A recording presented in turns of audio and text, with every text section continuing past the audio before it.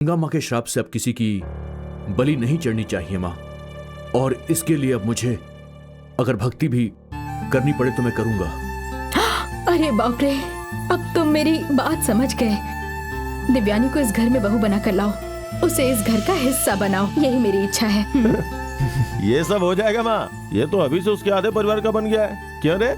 ए, चुप कर यार।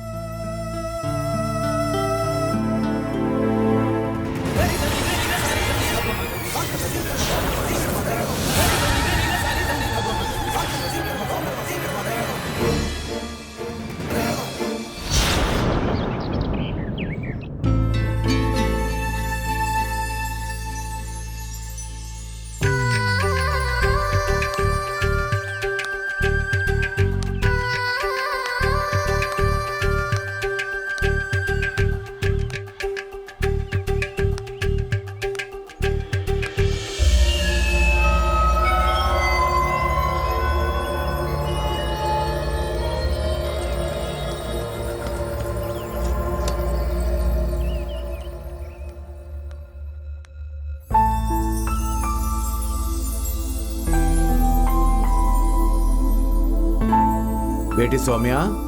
हाँ बोलिए पापा। मैं जाकर आता हूँ बेटी। ठीक है पापा।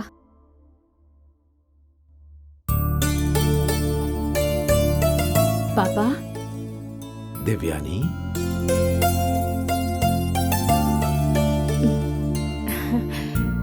सौम्या। दीदी। आओ दीदी। दिव्यानी, मैंने कहा कि काम छोड़ करके आ जाओ तो तुम 2 दिन में ही छोड़कर आ गई बेटी। आपके कहने के बाद मुझे सोचने की जरूरत ही नहीं है। मैं जानता था कि तुम मुझसे कभी भी इस बारे में नहीं पूछोगी। कितनी मेहनत करने के बाद तुम्हें वो काम मिला था, कितना मन लगाकर तुम वो काम कर रही थी, वो सब मैं जानता हूं बेटी। मेरी बच्ची को अच्छा परिवार मिले, लेकिन क्या कर सकता हूं मैं बेटी। तुम्हें तो पता है बेटी, अपने घर में ही ऐसी घटना घटने के बाद अगर फिर किसी की जान चली गई तो जिंदगी भर हमें उस पाप को झेलना पड़ेगा बेटी। इसीलिए तुम्हें यहां बुला लिया। पापा, आपने मुझे काम से वापस बुला लिया है, ये सोचकर मुझे बिल्कुल भी बुरा नहीं लग रहा। आपसे ज्यादा इस पूरी दुनिया में कोई भी चीज इम्पोर्टेंट नहीं है। आप भी तो यही सोचते हैं ना कि हमारी वजह से किसी और को तकलीफ नहीं होनी चाहिए, और मैं भी हमेशा ऐसा ही सोचती हूँ, आप ही की तरह। इसलिए मैंने शिवा के साथ भी ऐसा बिहेव किया। वहां मुझे पता ही नहीं चला कि वो कब यहाँ आकर आपसे मिलने के लिए चला आया। पापा, आपकी आंखों में आंसू आए, ये अब मैं बिल्कुल भी नहीं देख सकती। बेटियां आज के जमाने में कितना बड़ा इतिहास रचती हैं। तुम पढ़ी लिखी हो और मैंने तुम्हें वापस गांव में बुला लिया, ये सोचकर मुझे कष्ट हो रहा है। लेकिन एक दिन अच्छा समय आएगा, ये मुझे पता है।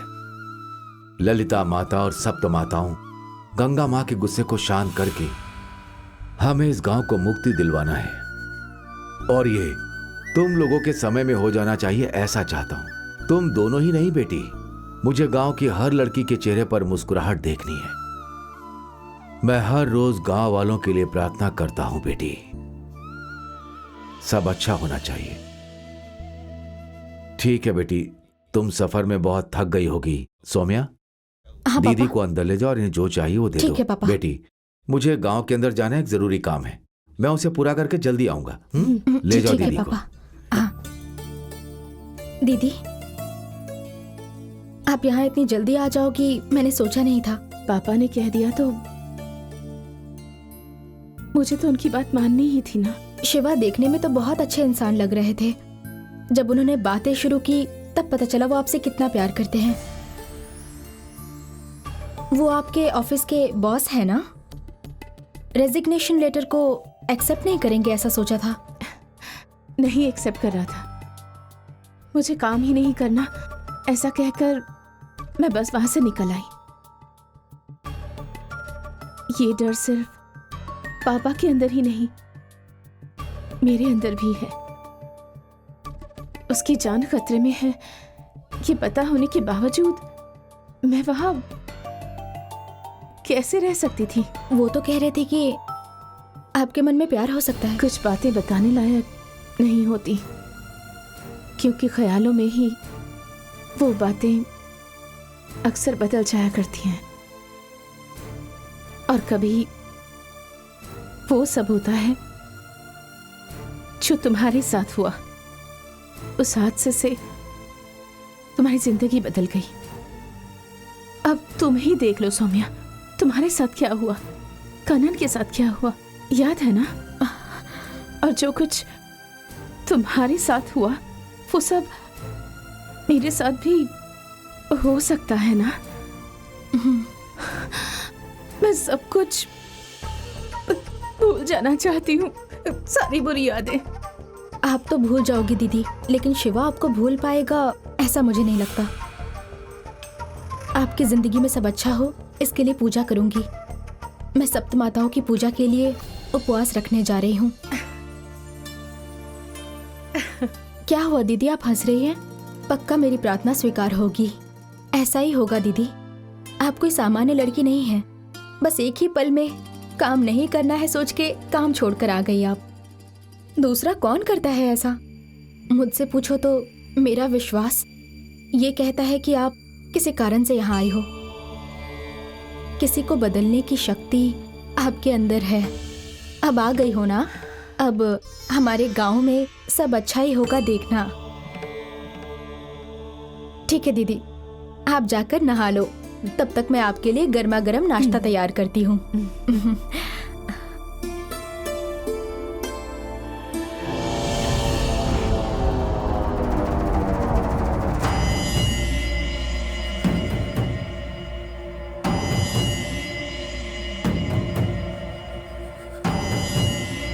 सब लोग प्रणाम कीजिए।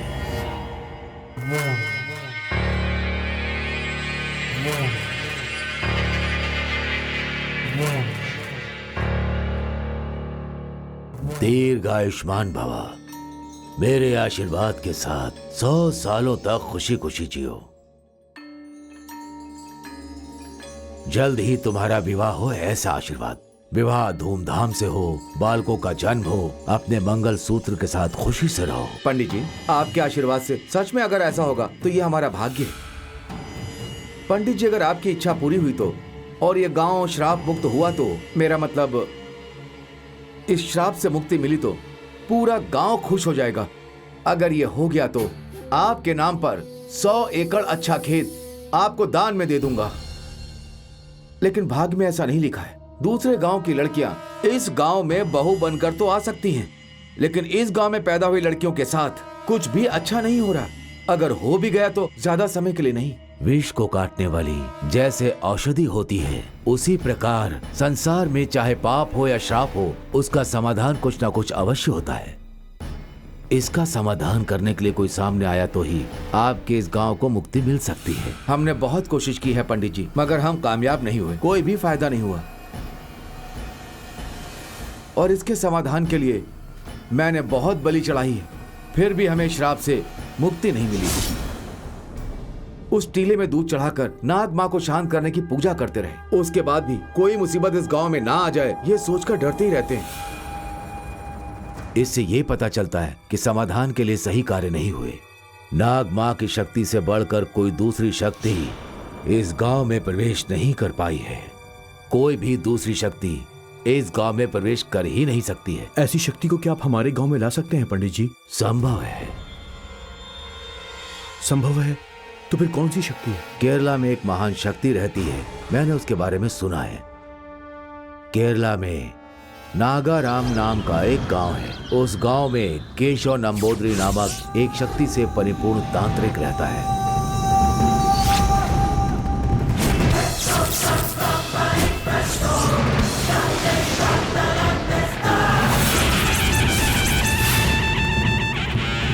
वो महान तांत्रिक देवी का उपासक है, संसार में माना हुआ है।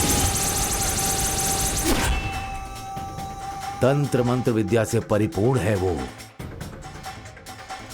महान शक्तियों को, सर्व शक्तियों को प्राप्त कर चुका है।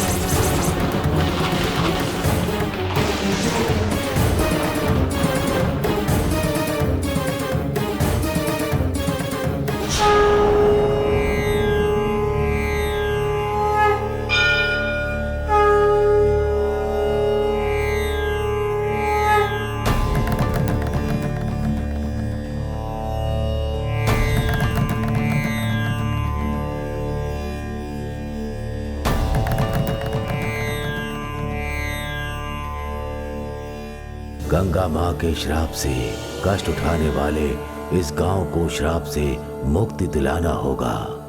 सप्त माताओं की मूर्तियों को खोजकर उन्हें पुनः प्रतिष्ठित करना होगा। श्री ललिता देवी माता के मंदिर का दरवाजा खोलकर उनका जीर्णोद्धार करना होगा। जो भी सामग्री चढ़ानी है चढ़ाकर उनकी नित्य पूजा करनी होगी। माता की पूजा में जो भी सामग्री लगे उसे पूरा करना होगा। नमस्कार पंडित जी। नमस्ते स्वामी। नमस्कार पंडित जी। नमस्ते। नमस्ते गुरुजी।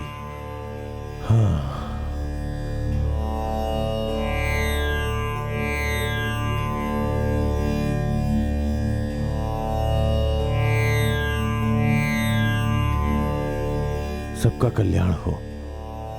बैठिए। आपसे मिलने के लिए ईश्वर का आदेश मिला है, इसीलिए यहाँ आया हूँ। ईश्वर की कृपा से आपके दर्शन हो गए। इस गांव के भले के लिए आपसे मुझे एक कार्य करवाना है। ये मेरा भाग्य है गुरुजी। कहिए गुरुजी, आप जो भी आदेश देंगे मैं उसे पूरा करूंगा। हमारे गुरुदेव ने मुझे एक कार्य सौंपा है, वही कार्य करना है। उसके लिए गुरुदेव ने मुझे एक मार्ग का सुझाव दिया। अच्छी बात है गुरुजी। हाँ स्वामी जी। वो तालपत्री का बक्सा ले आइए। जी।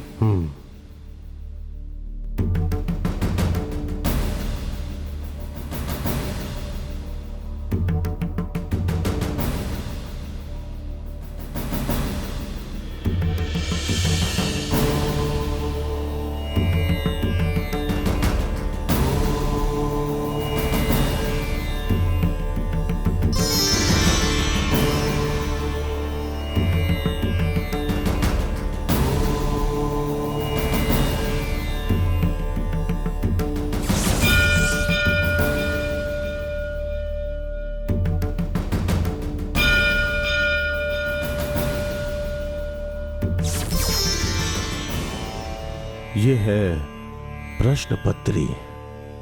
जब कोई प्रश्न मन में आता है तो इसे खोलकर देखने पर उस प्रश्न का उत्तर इसमें लिखा होता है। गुरुजी, आपने क्या सोचा है और क्या उत्तर आया, क्या मैं जान सकता हूँ? अवश्य। सप्त माताओं की मूर्तियों को हमें ढूंढ के निकालना है और फिर से उन्हें वहीं प्रतिष्ठित करना है। हाँ।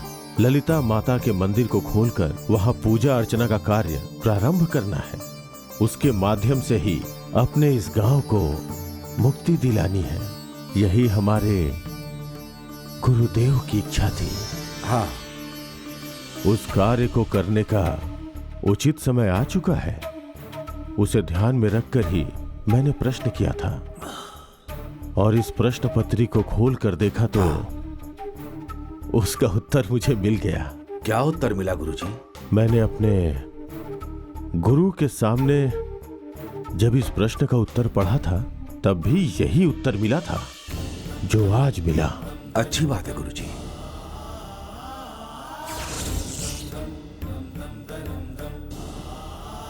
जिस पे ललिता देवी का आशीर्वाद हो, एक बालिका जिसका जन्म पैरों की तरफ से हुआ हो और सारी देवियों की शक्ति प्राप्त करने वाली, वो जो भी सोचेगी उस कार्य को पूर्ण करने वाली होगी।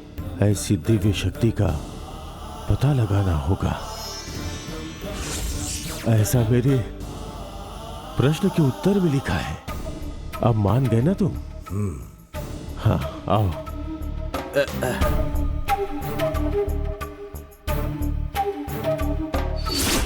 इतने शक्तिशाली हैं वो, उनके सामने नाग माँ क्या है? एक पल में वो उन्हें वश में कर लेंगे। तो क्या पंडित जी उस शक्ति को हमारे गांव में नहीं बुला सकते? क्यों नहीं बुला सकते? जमींदार जी के आदेश के बाद हम उन्हें अवश्य बुला सकते। पिताजी क्या कहेंगे? मैं आपसे कह रहा हूँ उन्हें फौरन यहाँ बुलाइए, हमें इस नर्क से छुटकारा दिलवाइए पंडित जी। कृष्णा, जल्दबाजी मत कर। हम नाग माता के आदेश के बिना किसी भी चीज को हाथ नहीं लगा सकते, और हम उसका समाधान कुछ न कुछ सोच कर करेंगे। कोई नई मुसीबत नहीं चाहिए। कुछ गड़बड़ हो गई तो किसी की बलि चढ़ जाएगी। इस गांव ने बहुत तकलीफें उठाई हैं, बहुत हुआ। हाँ कृष्णा, उनके आदेश के बिना ना तो इस गांव में कोई आ सकता है और ना ही कोई यहाँ से जा सकता है। नरसिम्हा,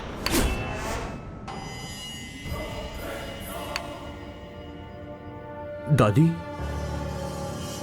मेरे पोते में जो हिम्मत और बहादुरी है वो तेरे अंदर नहीं है।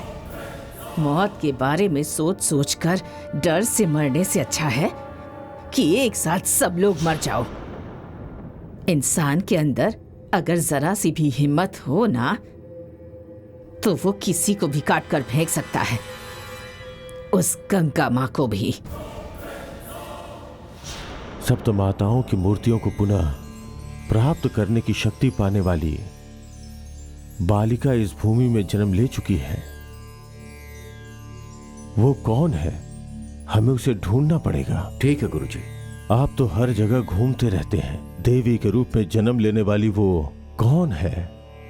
वो कैसी दिखती है? इस बात का पता आपको लगाना पड़ेगा। ऐसी किसी बालिका को आपने कभी देखा है क्या?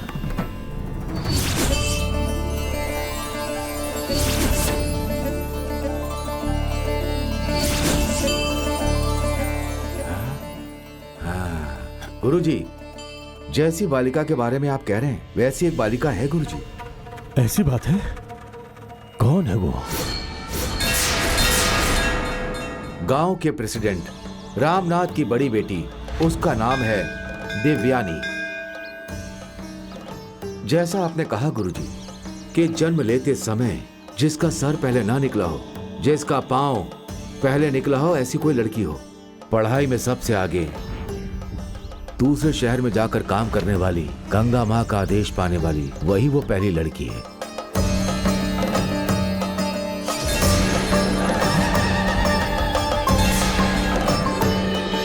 कब से इंतजार कर रही थी मैं। पंडित जी बिल्कुल सही कहा। इस इलाके की मालकिन अलंकार नाचियार बोल रही हूँ। उस नंबोदरी को जल्दी आने के लिए कहो। चाहे जो करना पड़े करो, पर गंगा माँ के श्राप से मुक्ति मिलनी ही चाहिए। नाग माता को उसके टिले में ही मार दो, ये मेरा आदेश है।